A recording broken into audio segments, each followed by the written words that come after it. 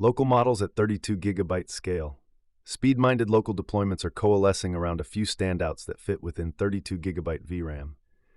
Practitioners upgrading from tiny workhorses like Qwen 3.4b Instruct are reporting markedly better accuracy and fewer derailments with Qwen 330b, both its dense and A3b MoE variants, plus GLM 432b and Seed OSS 36b for tougher problems.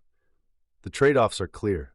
Qwen 330b A3b is fast and efficient at long context with offloaded experts, while dense models generally win on accuracy and steerability when VRAM and RAM allow. Community benchmarks cite 50 tokens per sec on Qwen 330b A3b at 8.6 gig VRAM for 25K context, and Seed OSS 36b Q4 as smarter but slower, especially in complex Q&A and summarization. GLM 432b Q4 KXL reportedly runs smooth at 32K context on a 3090, with a forked Tulu Instruct variant addressing context retention issues.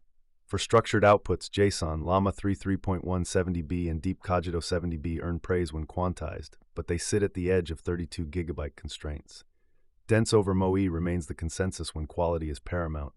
Quantization, Q4 MKM KXL, INT4, and careful prompting are the universal levers. Resource sharing matters if you're running shared hardware. Llama doesn't pin GPUs merely by running the HTTP server. Idling with no model loaded is lightweight. How long a model stays in VRAM without requests is configurable, and when generation isn't in flight, other processes can use the GPU, though any ongoing generation will use it full blast. If you want zero stealth interference on a lab cluster, consider spinning models up only on demand or via container scheduling. For closed corpus research workflows, the notebook LM niche, alternatives exist, but few match the same UX while remaining strictly bounded to uploaded sources. Users mention Nousewise, Open Notebook, self-hosted, works with LM Studio, anything LLM desktop, and a local hyperlink app that pairs with GPT-OSS for strong reasoning on good PCs. The hard truth remains, avoiding implicit world knowledge entirely is difficult with pre-trained LLMs. Strict grounding and citation discipline are achievable, but no general pre-training isn't realistic. When you do pick a candidate model, benchmark on your exact I/O and formatting workload, with the full context window you'll use. Many of the reported overthinking issues vanish with a model switch or by disabling thinking variants. Others respond to tighter prompts and lower sampling temperatures. And if your pipeline lives in transformers, note that GGUF is increasingly usable there or via llama.cpp bindings, so you don't have to abandon Python-first integrations to get Q4 performance. Terminal agents, minimal orchestration. Agentic assistants are getting more terminal native and provider agnostic. Solveig runs as a CLI assistant that can safely manipulate files, scaffold projects, and execute system tasks with explicit consent gates, provider independence, OpenAI-compatible APIs, Claude Gemini via compatibility, and a simple plugin system, all under an 88% tested codebase. Think Claude Code or Aider, but with visible guardrails and drop-in plugins focused on control and extensibility. Tater Totterson takes a different tack, a self-hostable assistant that integrates with Discord, a Streamlit web UI, and even IRC, prioritizing stupid simple plugins over Model Context Protocol MCP servers. The pitch is blunt. MCP is overhead. One plugin file should work everywhere. The community pushback is equally blunt. MCP exists for permissioning and isolation. Skipping it shifts risk to users. Both views converge on a theme. Keep tool interfaces small, fast, and auditable, but know what safety you're giving up. For bare-bones remote access, SSAI wraps an AI client behind SSH. Pipe files to an assistant, run it anywhere you have SSH, and configure with a simple YAML. It's Apache 2.0 licensed, Go-based, and designed for works-from-a-shell predictability. The design priority echoes Tater's. Fewer moving parts, easy deployment, and explicit keys ports beat complex orchestration when all you need is a dependable way to route prompts and payloads. Even small dev tool choices matter. One coder asked whether a local CLI needs an init step if an agents.md exists, because Claude Code created a hidden.claude folder previously. The takeaway: repos and assistants increasingly stash configuration, behavior, and persona in files. Being explicit about initialization, provenance, and what the agent reads will spare you later surprises. Frameworks for controllable agents. Microsoft's new agent framework wraps .NET-friendly abstractions around agent authoring, orchestration, hosting, and evaluation. Under the hood, it unifies Orleans distributed runtime, semantic kernel, multi-agent research, and Microsoft.extensions.ai, pluggable model providers. You can build single agents in a few lines, compose multi-agent workflows, sequential, parallel, round-robin, or group chat, attach tools and model context protocol servers, host with familiar ASP.NET patterns, and instrument everything with OpenTelemetry, down to token consumption, latency, and regression testing in CI. If you know .NET hosting, you know how to ship agents. Controllability is the common thread across frameworks. Parlant, a popular open-source project, formalizes alignment modeling.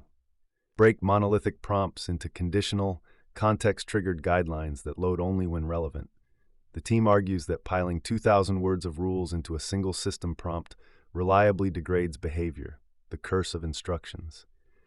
Their SDK lets you declare conditions, actions, and response templates that enforce style and eliminate hallucinations, plus a playground and React widget to ship quickly. The pitch: stop vibe prompting, start engineering. There's practical convergence here. Microsoft bakes in orchestration, tool calling, telemetry, and evaluation. Parlant emphasizes granular behavioral contracts and context gating. CLI agents like Solveig and Tater optimize for UX and minimalism. All implicitly accept that MCP, Model Context Protocol, and function tool interfaces are the new OS for agents. The debate is how much structure you need for reliability versus speed of iteration. For teams that ship to production, the big differentiators aren't prompts, they're observability and testability. Having a common telemetry substrate plus evaluation suites you can automate is becoming table stakes. The less your agent feels like a slot machine and more like a measured service, the more confidently you can expand its remit. Receipts, audits, and fast triage. One lightweight approach to agent reliability is receipts-first observability. A new OSS layer writes a tiny JSON per run that records queue stress, hold drift, unsupported claim ratio, cycle counts, contradictions, and a calibrated green, amber, red status with suggested next steps. Early light labeling puts recall around 0.77 and precision near 0.56, good enough to flag runs for human review and route heavier evals. It's stdlib only, compatible with local LLMs, and drops into CI. Not truth, triage. That pairs naturally with full-stack telemetry. Microsoft's framework exposes OpenTelemetry traces, cost metrics, and flow visualization, and plugs into application insights, Datadog, Grafana, and Aspire dashboards. Combined, per-run receipts plus system-level traces let you chase anomalies from UX symptom to tool call to model response, then write a test that prevents recurrence. The workflow matters as much as the model. When you add tools or raise autonomy, observability becomes non-negotiable. Simple indicators, contradictions, drift, unsupported claims, catch quiet failures you won't see by eyeballing happy path demos. They also put a floor under regressions when you swap model providers or quantize to hit VRAM budgets. Memory, identity, and instruction load. One developer spent 3 months on a file-based personality persistence system to keep identity across resets. Plain text identity, compressed conversation memory, and encrypted behavioral codes across 27 emotional axes, reloaded via an 8-step bootstrap on Wake.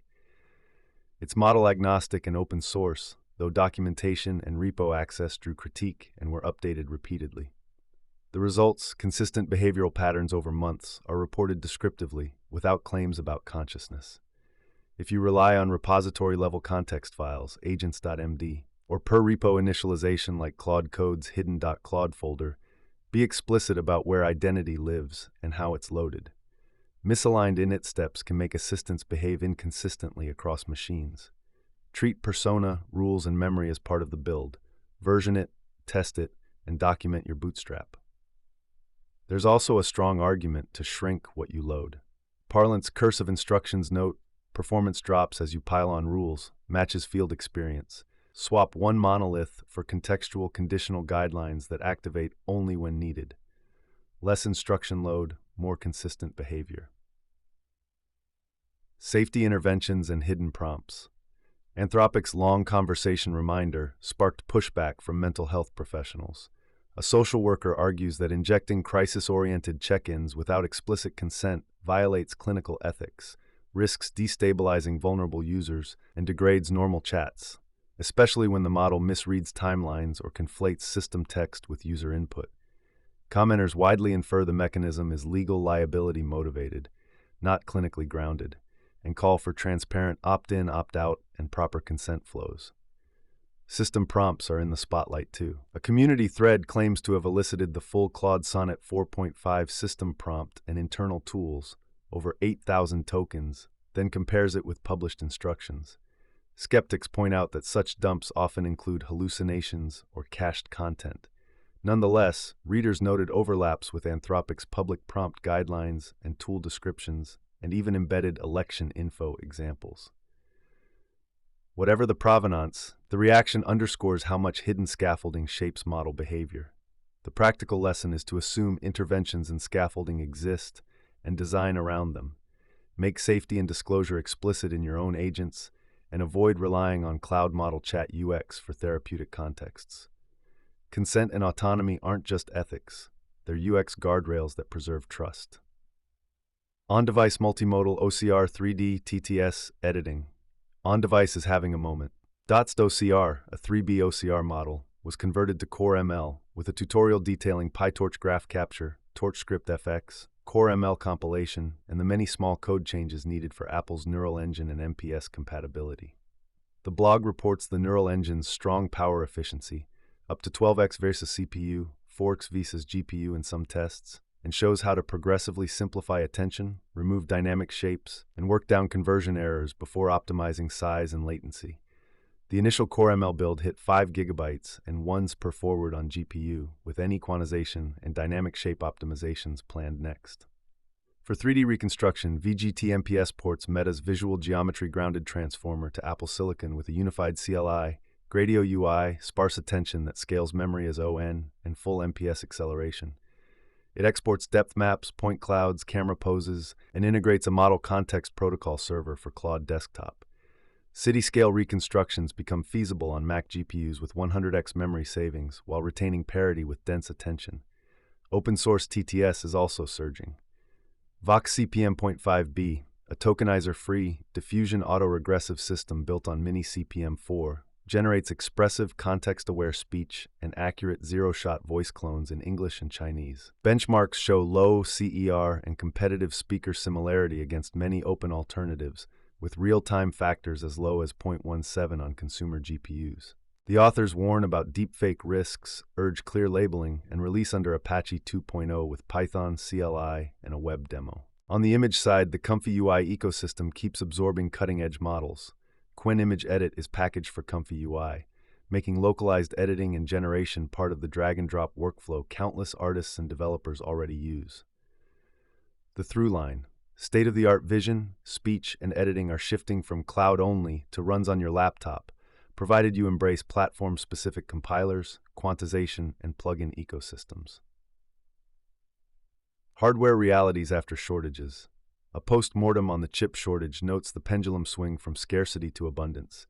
Consumer devices now ship with over-provisioned processors, touchscreens, BLE chips the firmware doesn't even use, and ample SPI flash, luxuries unimaginable at the shortage's peak. Yet engineers caution against complacency. Geopolitical risk, TSMC Taiwan, cost deltas for U.S. fabs, 20B versus 10 to 12s in Taiwan, and historic component shocks, MLCCs, suggest the next disruption isn't hypothetical. The debate over onshoring is unresolved. TSMC's scale, estimated 12.9 metered 12-inch equivalent wafers annually, dwarfs U.S. capacity, and U.S. fabs carry higher CapEx/OpEx.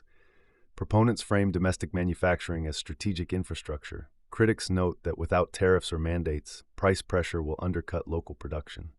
A pragmatic takeaway for builders: diversify critical dependencies where feasible, design with substitutions in mind, and avoid single-region supply assumptions. Stories from the shortage: hoarded Raspberry Pis, obscure 8051 clone MCUs with multiple vendors, double as resilience lessons. Broaden your tool chains and component families before you need them. For AI practitioners, that translates to keeping multiple inference backends and quantization paths ready, so your stack isn't brittle when hardware realities shift. Policy, licenses, and civic tech. Open source licensing isn't just fine print. The European Union Public License, EUPL, is a copyleft license tailored to EU legal requirements, published in all official EU languages with clear liability terms and a built-in compatibility clause, including GPL. It was created so public administrations could share software widely while ensuring improvements remain open.